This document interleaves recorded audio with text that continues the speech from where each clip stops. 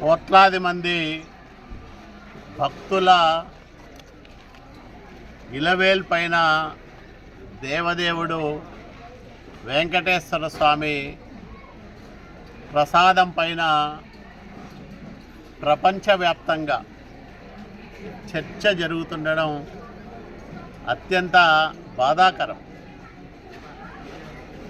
జగన్మోహన్ రెడ్డి 5 ఏళ్ల పరిపాలనలో సహజ వనరులను యథేచ్ఛగా దోచుకోవడంతో పాటు మద్యం అమ్మకాల్లో విపరీతమైన అక్రమాలకు పాల్పడి కోట్లాది రూపాయలను కొల్లగొట్టాడు.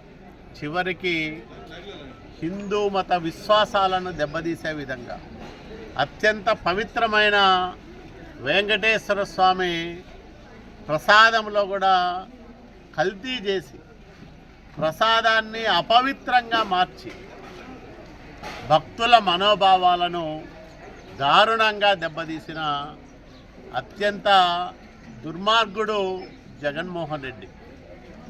జగన్మోహన్ రెడ్డి అండతో వాళ్ళ బాబాయ్ వైవి సుబ్బారెడ్డి కానీ, తర్వాత వచ్చిన చైర్మన్ కరుణాకర్ రెడ్డి కానీ 5 ఏళ్ళు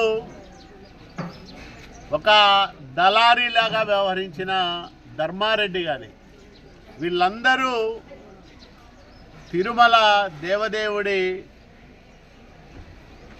ప్రసాదాన్ని అపవిత్రం చేయడంలో కీలక పాత్రధారులు. వీళ్ళే అసలైన దోషులు. దీనిపై ఉన్నత స్థాయి విచారణకు ప్రత్యేక దర్యాప్తు బృందాన్ని గౌరవ ముఖ్యమంత్రి నారా చంద్రబాబు నాయుడు గారు ఏర్పాటు చేయడాన్ని మనస్ఫూర్తిగా స్వాగతిస్తూ ఉన్నాం.